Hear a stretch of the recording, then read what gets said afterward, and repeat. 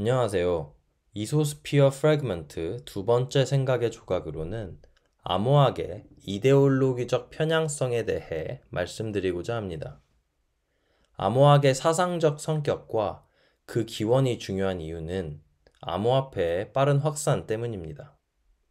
비트코인이나 이더리움 같은 암호화폐는 빠른 속도로 우리 삶에 영향을 주고 있지만 정치 및 경제 지도자를 포함하여 많은 분들이 암호화폐에 대해서 지나치게 낙관적이거나 혹은 지나치게 비관적인 의견을 견지하고 있어 객관적이고 포괄적인 분석과 비평이 부재한 상황이기 때문입니다. 이러한 상황에서 저는 좀 더 해부학적인 관점에서 암호학의 정치적 특성에 대해 이야기하려 합니다. 이번 생각의 조각이 암호화폐의 미래에 대한 건설적 논의에 기여할 수 있기를 희망하면서 제 생각을 오늘 여러분들께 공유드리고자 합니다. 오늘 논의의 가장 중요한 토대가 되는 프레임워크는 공격자 방어자의 자원에 따른 역학관계입니다. 이 프레임워크는 블록체인 기반 스마트 컨트랙트 플랫폼인 이더리움의 파운더 비탈릭 부테린의 글에서 영감을 받았습니다. 비탈릭에 따르면 전통적인 전쟁은 일종의 공격자 방어자 대칭성을 지닌다고 합니다. 100 정도의 자원을 가진 공격자를 방어하기 위해서는 대략 100 정도의 방어 자원이 필요하다는 것이죠. 물론 완전한 대칭성은 존재하지 않고 지리적 위치와 전쟁 기술 등에 따라서 그 비율은 달라질 수 있지만 전반적으로 공격에 필요한 자원과 방어에 필요한 자원이 일정 범위 내에서 비례한다는 점입니다. 고대 그리스와 로마를 비롯하여 2차 세계대전까지만 하더라도 전통적인 형태의 전투는 상당 부분 공격자 방어자 대칭성에 따라 그 역학관계가 형성되었다고 볼 수 있습니다. 하지만 이러한 전쟁의 양상은 현대 기술의 발전과 함께 급속도로 달라지게 되는데요.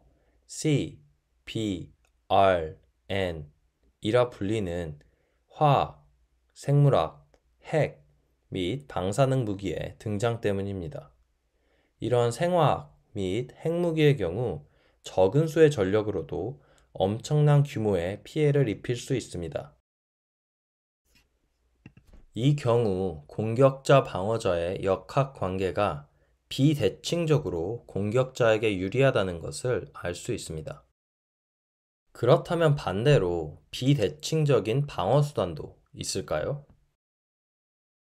이더리움의 파운더 비탈릭 부테린은 암호학이 비대칭적인 방어 수단이라고 이야기합니다.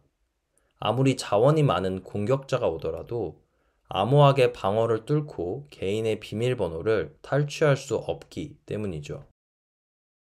이러한 비대칭적 공격 및 방어 수단은 중요한 사상적 함의를 지닙니다. 비대칭적 공격 수단은 모든 이들이 예기치 못하게 피해자가 될 수 있기 때문에 사전에 그 징후를 파악하고 방지할 수 있는 대규모 사회적 협동과 합의가 중요합니다. 예를 들어 다른 국가가 언제라도 우리나라에 생화학 공격을 할 수 있다면 이에 대해 미리 준비해야 하는 것이죠. 이러한 이유로 비대칭적 공격 수단은 일반적으로 큰 정부를 선호하게 만드는 이유가 됩니다. 반대로 비대칭적 방어 수단은 모든 사람이 적은 자원으로도 자신을 방어할 수 있도록 해줍니다. 정부의 주요 존재 이유 중 하나가 외부의 위험으로부터 개인의 생명과 자산을 안전하게 지키는 것인 만큼 비대칭적 방어 수단은 작은 정부를 선호하게 하는 이유가 됩니다. 많은 사람들이 기술이 중립적인 것이라고 생각을 하지만 실제로는 그렇지 않습니다. 각 기술에는 해당 기술만의 고유한 정신이 담겨져 있고 사상적 편향성을 지니고 있습니다. 오늘날 우리는 기술이 인간 사회의 환경을 정의하는 시대에 살고 있습니다. 우리가 사용하는 기술이 인간의 본성을 어떻게 바꾸는지, 기술 철학에 대한 깊은 이해가 필수적입니다. 이러한 관점에서 다음으로는 비대칭적 방어 수단인 암호학의 역사에 대해 간단히 훑어보도록 하겠습니다. 사실 20세기 초까지만 하더라도 암호학은 세계 전쟁의 승패를 가를 만큼 강력한 기술이었으며 국가의 독점적 통제 하에 있었습니다. 이런 암호학이 국가의 독점을 벗어나 민간으로 이양되게 된 계기는 1970년대에 등장한 공개키 암호학입니다. 이때부터 민간에서의 암호학 연구가 본격적으로 시작되게 되었죠. 1980년대에는 아나키즘과 높은 친밀성을 지닌 이른바 사이퍼펑크라고 하는 움직임이 등장합니다. 사이퍼펑크는 암호학을 뜻하는 사이퍼와 펑크가 합쳐진 말로써 암호학을 통해 국가의 권력에 대항하여 개인의 자유와 프라이버시를 보장하려는 움직임입니다. 극단적 자유주의, 개인주의적 성향을 띈다고 볼 수 있겠죠. 이러한 사이퍼펑크 움직임의 주요 어젠다 중 하나가 국가가 통제할 수 없는 디지털 현금 시스템을 만드는 것이었고, 이러한 노력의 결과로 결실을 맺은 것이 바로 여러분들이 알고 있는 비트코인입니다. 비트코인이 등장한 이후 블록체인 기술을 바탕으로 다양한 암호화폐가 생겼으며, 오늘날은 이더리움 같은 스마트 컨트랙트 플랫폼을 비롯하여 다양한 블록체인 기반의 암호화폐가 발행, 유통되고 있습니다. 오늘날 암호화폐 생태계에는 이러한 암호학과 사이퍼펑크의 사상적 영향이 상당히 깊게 깔려 있습니다. 사실 암호학을 통해 방어할 수 있는 주체에 따라 암호학은 다양한 형태의 사상과 밀접한 관련이 있을 수 있습니다.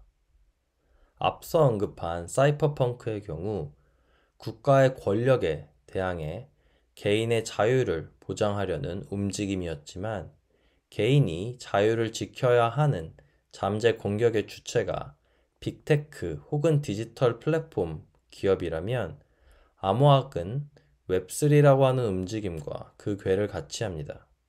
웹3는 구글, 페이스북 같은 거대 디지털 플랫폼 기업들이 우리의 데이터와 아이덴티티를 통제하는 것에 반대하면서 개인의 디지털 주권을 회복하려는 움직임을 말합니다. 최근에는 싱귤러리티에 대한 논의가 활발히 진행되면서 인공지능에 대항하여 인간의 자유와 안위를 보호하려는 움직임이 생겨나고 있습니다. 암호학은 개인의 데이터 주권을 보호하고 디지털 상에서 경계를 설정할 수 있게 해줌에 따라 인공지능의 무차별적인 진입으로부터 인간의 공간을 확보할 수 있도록 도와줍니다. 암호학 기술은 인공지능의 발전과 인간의 행복을 일치시키는 얼라이먼트의 필수 요소입니다. 하지만 기술에 내재되어 있는 사상적 편향성이 절대적이고 결정론적인 것은 아닙니다. 결국 기술을 사용하는 것은 인간이기 때문에 우리가 어떠한 철학과 가치관을 가지고 기술을 적용하는지에 따라 기술을 다양한 방향으로 사용할 수 있습니다. 실제로 암호화폐 생태계 내에서도 블록체인에 따라 정치적 편향성이 다르게 발현되며, 우리에게 가장 친숙한 비트코인과 이더리움 또한 기술적으로는 상당히 유사하지만 이데올로기적으로는 다른 점이 많습니다. 비트코인과 이더리움의 사상의 차이는 여러 층위에서 나타나는데요. 가장 중요하게는 미국 달러에 대한 입장에서 그 차이가 드러납니다. 비트코인을 만든 사토시 나카모토는 비트코인 블록체인의 첫 블록인 제네시스 블록에 2008년 글로벌 금융위기 당시 영국의 구제금융에 대한 기사의 헤드라인을 넣어두었습니다. 비트코인이 기존 국가 중심의 화폐 시스템에 반대한다는 것을 명확히 한 것이죠. 이에 반해 이더리움은 스테이블 코인이라고 하여 기존 법정 화폐의 가치가 패깅된 화폐를 이더리움 블록체인의 가장 중요한 어플리케이션 중 하나로 2013년도 작성된 백서에서부터 명시하고 있습니다.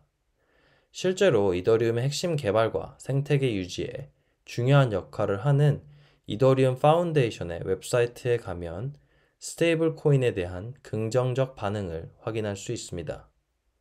이토록 스테이블 코인을 적극적으로 지지한다는 것은 미국 달러의 정당성을 일정 부분 인정하는 것으로서 비트코인의 아나키즘적 입장과는 상당히 다른 부분을 보입니다. 특히 이더리움이 아프리카와 같은 제3세계의 금융민주화와 기후변화 해결에 관심이 있는 것을 보았을 때 이더리움은 개인의 자유 못지않게 공공의 이익에도 큰 가치를 부여하는 것을 알 수 있습니다. 다시 이전의 도표로 돌아와서 이러한 관점에서 비트코인은 일종의 아나코 캐피탈리스트를 위한 화폐라고 한다면 이더리움은 오히려 유엔의 역할에 가까운 진보적, 권위주의적 성향을 띈다고 볼 수 있습니다. 특히 이더리움은 2016년 더 다오 해킹 사태 당시 블록체인을 하드포킹한 점, 2022년 머지라 불리는 지분 증명 합의 알고리즘으로의 전환 등 이더리움 파운데이션이 그 방향성을 크게 결정한다는 점에서 비트코인에 비해 정치적으로 중앙화되어 있습니다. 물론 이러한 정치적 편향성은 동일한 암호화폐 내에서도 시간이 지남에 따라 해당 화폐를 사용하는 커뮤니티와 시대의 상황에 따라 변화합니다. 다음은 시간에 따른 비트코인의 비전에 대한 변화인데요. 예를 들어 화폐의 주요 정의 중 가치의 저장과 교환의 매개라는 기능이 있습니다. 비트코인의 내러티브 변화를 보게 되면 2018년까지 점진적으로 교환의 매개 혹은 결제 수단으로서의 기능보다는 자산을 보관하는 이른바 디지털 금으로서의 내러티브가 강화된 것을 보실 수 있습니다. 또한 금융화된 자산으로서의 가치가 2015년부터 점진적으로 증가하기 시작하였고 제도권의 유입과 규제 강화에 따라 다크넷에서 사용하는 익명화폐로서의 내러티브는 약화된 것을 알 수 있습니다. 물론 이 그래프는 2018년까지의 변화만을 다루고 있지만 화폐의 내러티브는 해당 화폐를 사용하는 커뮤니티와 시대의 상황 속에서 계속 변화한다는 것을 알 수 있습니다. 오늘은 암호학의 이데올로기적 편향성에 대해 말씀드렸습니다. 암호학은 비대칭적 방어수단으로 작은 정부를 선호하게 만드는 요인이 되며 빅테크 디지털 플랫폼과 인공지능의 무차별적인 진입에 맞서 개인의 공간을 지킬 수 있는 수단이 되기도 합니다. 하지만 비트코인과 이더리움의 사례에서처럼 이는 절대적인 것이 아니고 시대의 상황과 기술을 사용하는 인간의 가치관과 선택에 따라 달라질 수 있습니다. 우리는 암호화폐의 근간이 되는 암호학의 사상적 함의와 인터넷 및 인공지능 기술에 대한 정교한 이해를 통해 미래의 통화 금융 질서를 재구성하려는 노력을 시작해야 할 것입니다. 지금까지 영상을 시청해 주셔서 감사드리며 다음번에는 또 다른 생각의 조각을 들고 찾아뵙겠습니다. 감사합니다.